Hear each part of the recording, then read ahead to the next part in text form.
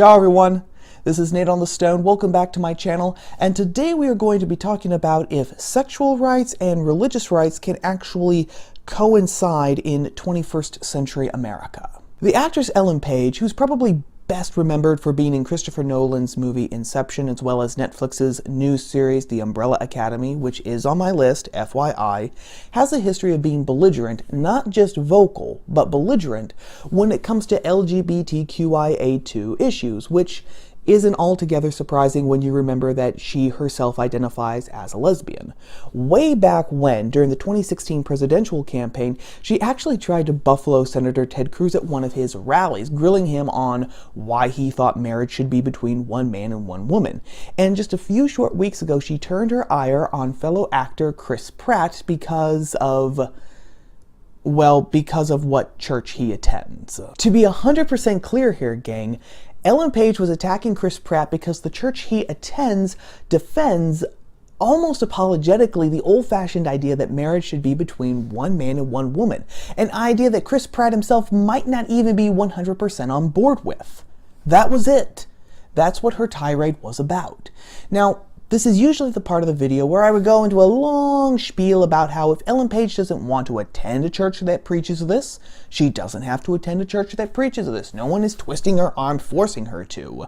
That in 21st century America, we still have religious liberty, and that if Chris Pratt wants to attend a church that teaches this idea about marriage, and that if the church itself wants to preach this idea about marriage, then that's their business and their right to do so. Or that in 21st century America, surely there should be enough room and enough tolerance, to use a vogue word, for Ellen Page and Chris Pratt's church to at least coexist with each other.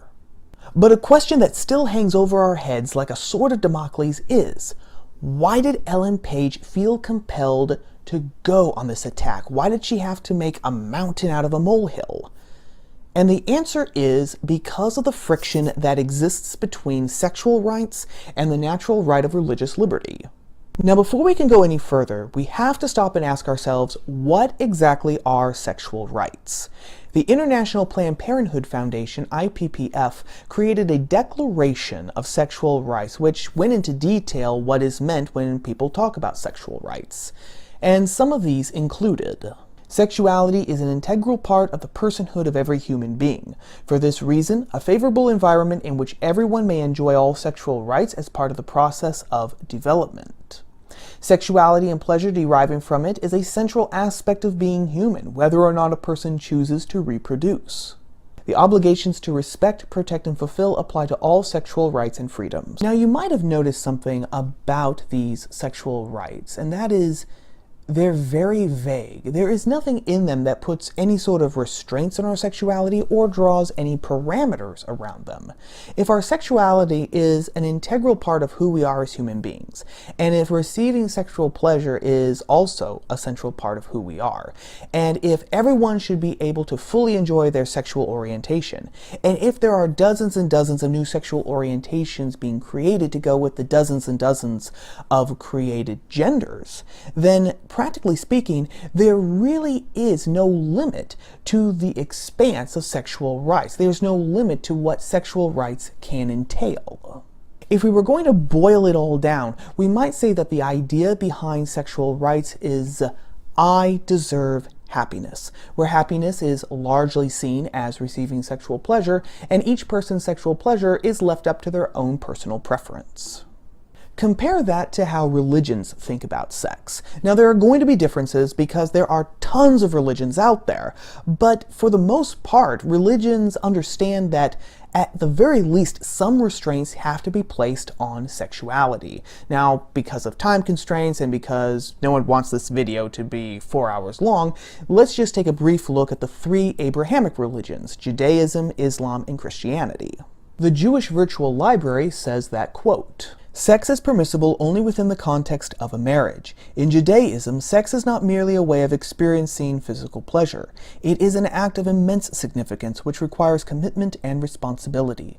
The requirement of marriage before sex ensures that sense commitment and responsibility.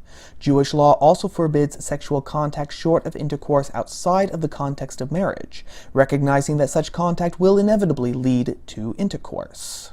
According to the website alislam.org, Islam teaches the same thing, teaching, quote, Islamic sexual morality is also fundamentally different from the new sexual morality, in a sense that it does not accept the concept of free sex. Islam aims at its followers not to suppress their sexual urges, rather to fulfill them, but in a responsible way, i.e., in a marriage between a man and a woman. Christianity says the same thing, teaching that God created the institution of marriage so that a man and a woman could use their sexuality not just for their own pleasure, but so that they could also create a family and follow the commandment of God in which he said to be fruitful and multiply. So the religious idea of sex and the secular idea of sex are contradictions. They say opposite things, and because they're contradictions, they can't both be true. But even so, isn't there enough pluralism in 21st century America that people who hold these contradictory views can at least tolerate each other? Well, theoretically, yes.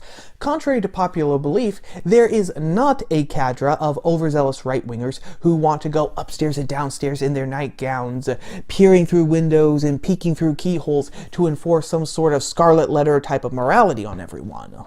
These people might have very definite ideas about how the legal system and the culture in general should define a marriage. And they might even have some ideas about what the default cultural position should be for sex in general. But on a case-by-case basis, in the privacy of someone's own home and in their own bedroom, then unless something like incest, pedophilia, torture, cannibalism, the things that I would hope everyone should be able to agree are bad, are going on, then not my monkey, not my circus.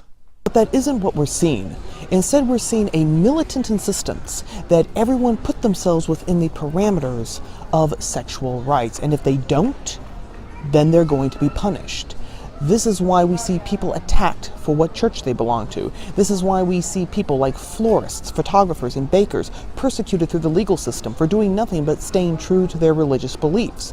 And this is why people actually advocate that people who do not put themselves within those parameters be re-educated through the 21st century American soft version of the Gulag, better known as diversity training. Now, why is all this happening? Well, in order to answer that question, we have to go to a Russian. Alexander Solzhenitsyn was described by the New York Times as the toppler of the Soviet Empire, and I'm actually going to agree with the New York Times on that one. Solzhenitsyn was a writer and one of the Soviet Union's chief dissidents. His most well-known book was The Gulag Archipelago, which drew upon his own experiences in a gulag to bring to life the horrors of that system to Western audiences. And because of all of his work, in 1971 he was awarded a Nobel Prize. And in his laureate lecture, he offered this observation: the simple act of an ordinary brave man is not to participate in lies. Now, this is a brave act because a lie can only truly work, when everyone in society accepts the lie and agrees to work within the boundaries of the lie. Let's give an example, and for the sake of clarity, let's make it an absolutely ridiculous example so that the point will be entirely clear. Let's say that the lie that is being propagated is that the sky is green, and that everyone is told to put outside their home and business a sign kind of like this one, telling everyone to give thanks for the green sky. Now, if you put that sign on your home and your business, then you're telling the powers that be that you are participating fully in the lie, whether you believe it or not. And more than that, you are reinforcing the lie, because now, regardless of whatever street someone chooses to walk down, they're going to see home after home, building after building, business after business, this sign. And if everyone has this sign up, then that means that everyone believes it. And if everyone believes that the sky is green, then maybe the fact that you see the sky as blue means that there's something wrong with you.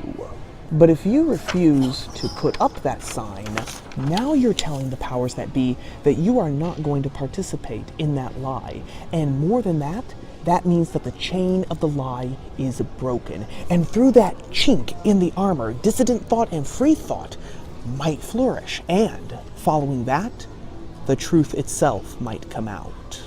And that's why Ellen Page was angry at Chris Pratt, because of what church he belongs to. A decision that doesn't affect her, it doesn't affect you, it doesn't affect me, it doesn't affect the inevitable return of Star-Lord and all the Guardians this coming April, because it breaks the continuity.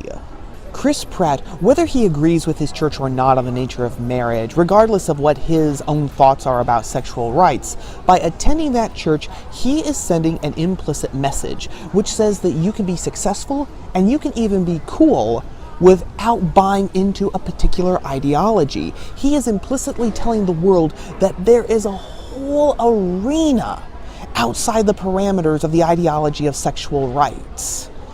And some people might actually listen to him and decide to wander off the reservation, so to speak. And ideologues like Ellen Page can't have that, because they know that the two worldviews, the religious idea of sex and the idea of sexual rights, the idea defended by Planned Parenthood, Hollywood, and the other incarnations of the zeitgeist, they know that they are contradictions. And they believe that because they're contradictions, only one can win in a cultural showdown. And given what we've seen so far, they just might be right. But what say you? Can sexual rights and religious rights coexist together? Or can there only be one? And if so, which one should it be? As always, let me know your thoughts, your ideas, your opinions down in the comment section below. Well, that about wraps up everything for right now, gang. As always, if you liked the video, whether you agreed with me or not, then don't forget to show your appreciation by giving the video a like. Each one helps me and the channel, guys. Honestly, it does. And if you like videos that tackle the culture, politics, and religion, but from a different POV, then don't forget to subscribe to the channel and to ring the bell for notifications so that you will always know when I post new videos like this every Tuesday. Videos that you're not going to want to miss. As always, thank you for watching, thank you for giving me a little bit of your time, and I will see you all again here next week, gang, on top of the stone. Ciao.